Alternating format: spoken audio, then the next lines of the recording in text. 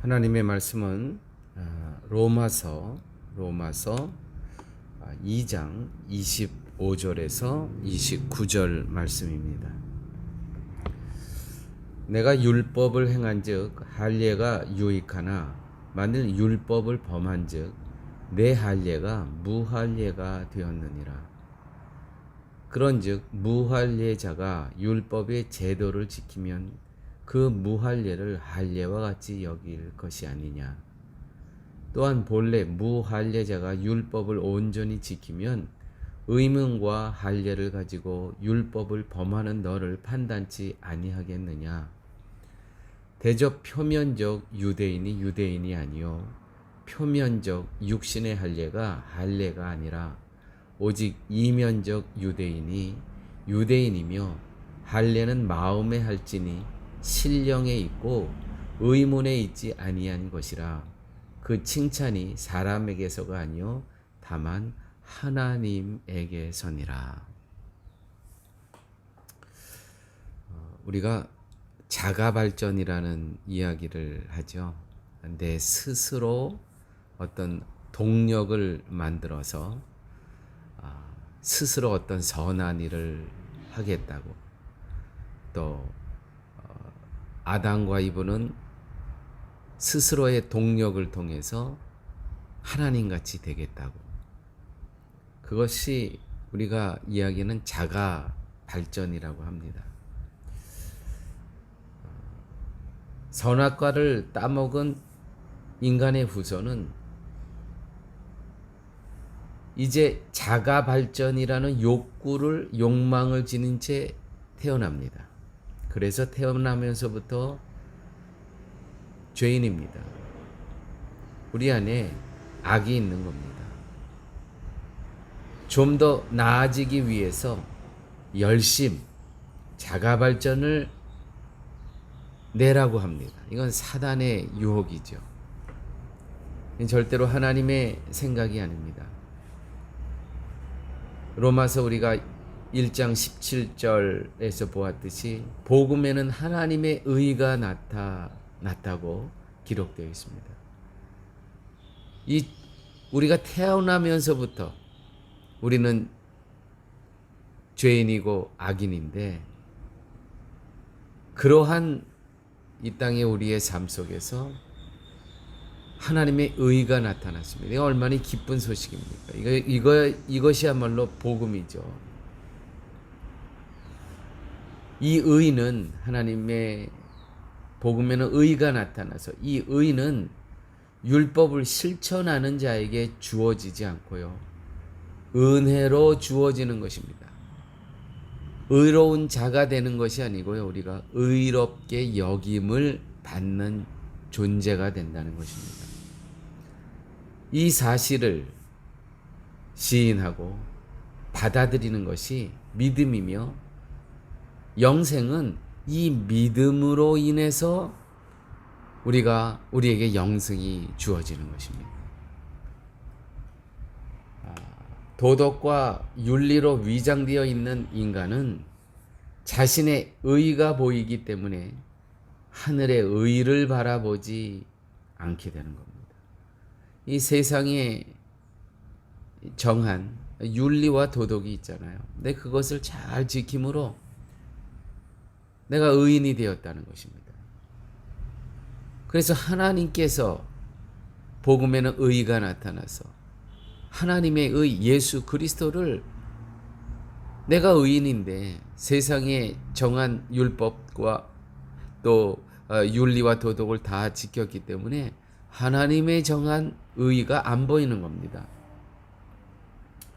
하나님께서 정하신 그 예수 그리스도 의가 오시지 않더라도요, 자기의 착함과 선행으로, 다시 말해서 자가 발전으로 스스로 동력을 발생해서 만들면서 내가 얼마든지 구원을 받을 수 있다고 여기는 것입니다. 이게 다시 말해서 율법을 지킨다고 하는 유대인들의 생각이었습니다.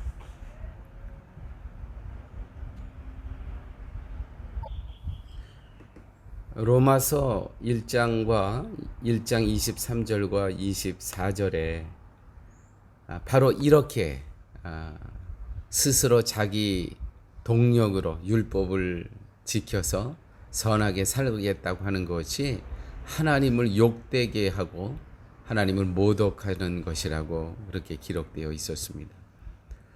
진정한 할례는 마음에 새겨진 것이지 또 하나님께서 인정하는 것이지 마음에 새긴 할례를 피부에 칼자국을 낸다고 해서 그것이 진정한 의미의 할례가 아니고 또 하나님의 인정하는 할례도 아니라는 것입니다. 할례는 하나님께서 아브라함에게 주신 언약입니다. 하나님은 할례와 함께 자손에 대한 약속을 하십니다. 할례는 남자의 생식기 끝을 자르는 그러한 예식입니다. 다시 말씀드려서 인간의 생산 기능을 부정하는 의미입니다. 즉 하나님이 약속하신 후손은 인간의 생산 기능을 통해서 주어지지 않음을 그 예식을 통해서 보여주시고자 하셨던 것이죠. 오직 하나님의 약속에 의해서 하나님의 자녀들이 태어나게 된다는 것입니다. 하나님이 약속하신 후손은 인간의 생산 기능을 통해서 주어지지 않는다는 것입니다. 그것을 부정하는 예식이 바로 할례 예식입니다. 그러므로 나는 아무것도 할 수가 없습니다. 다시 말씀드려서 나는 생산 능력이 없습니다. 하나님께서 하셔야 되는 일입니다. 이것을 고백하는 예식이 바로 할례 예식입니다. 그래서 이삭을 낳고 할례를 행한 것은 아브라함이 이 아들은 사라와 나 우리들의 노력이 아니라 하나님의 약속에 의해서 주어진 아들입니다. 라고 고백을 하는 것이죠. 할례란 인간의 힘과 노력이 아니라 오직 하나님의 약속으로 되어진다는 고백. 그래서 이것이 오늘날에 와서는 유아 세례가 되는 것입니다. 유아 세례의 의미가 뭡니까? 이 아직 아무 의식이 없는 자기 스스로 엄마의 젖만 의지할 수 있는 스스로 고백할 수 없는 신앙을 고백할 수 없는 그렇지만 하나님께 이 부모님이 어떤 고백을 하는 거냐면 하나님 이 자녀는 우리의 능력으로 이 땅에 생명을 갖고 태어난 존재가 아니라 하나님께서 생명을 불어넣으신 주신 존재입니다. 우리가 한 일 아무것도 없습니다. 그러므로 하나님의 방식대로 하나님의 뜻대로 키우겠습니다. 하나님의 자녀입니다. 이 뜻이에요. 유아 세례가. 나를 부정하는 고백하는 그 나의 자녀들을 보면서 나의 힘과 나의 능력으로 이 자녀가 생산된 것이 아닙니다. 오직 하나님의 뜻 안에서 하나님의 능력 안에서 하나님께서 저에게 맡겨주신 존재입니다. 이것을 고백하는 거예요. 인간은 율법을 지킬 수 없다는 뜻으로 할례를 행하는데 근데 너무 정말 아이러니하게 유대인은 율법을 지키기 위해서 할례를 행했던 것입니다. 율법을 지킬 수 없다는 뜻으로 할례를 행해야 되는데 유대인들은 율법을 지키기 위해서 우리는 율법을 지키는 사람이야. 그래서 우리는 그 표로 할례를 해. 정반대의 방향으로 갔던 것이죠. 할례를 율법을 지킬 수 있는 사람이 된 것으로 착각하고 오해했다는 것입니다. 거듭남이라는 단어 있죠. 거듭남 역시 인간의 본질을 깨닫는 것입니다. 나는 죽은 자입니다, 주님. 아무것도 할 수 없는 무능한 인간입니다. 이것이 여기서부터 거듭나는 겁니다. 그런 인간이 스스로 뭔가를 해보겠다고 설치는 것이 바로 하나님을 욕되게 하고 하나님을 모욕하는 것입니다. 거듭났다고 하죠.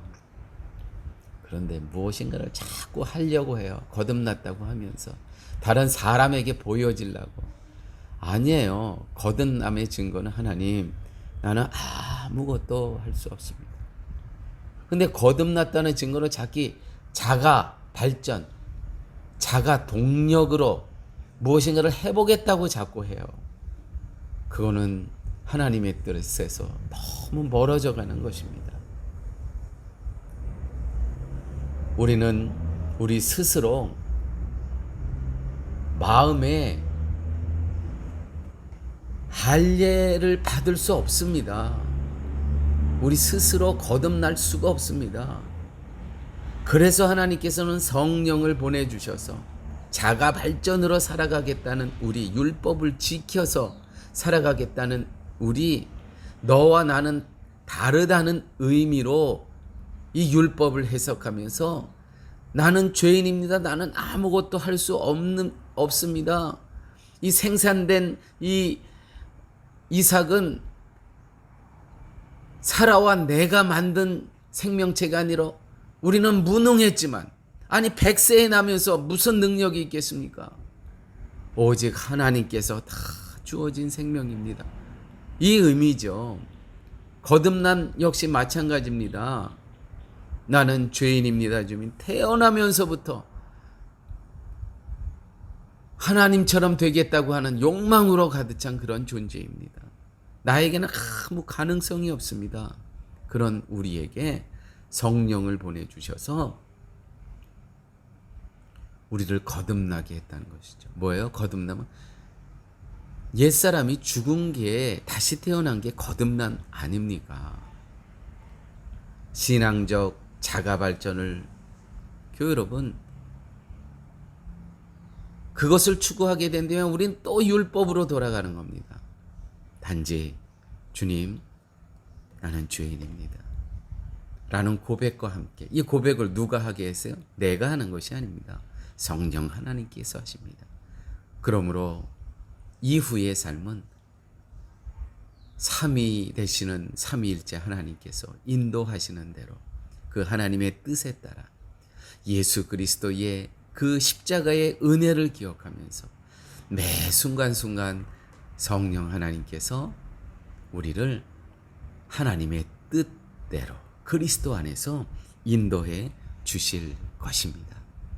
아버지 하나님, 감사합니다.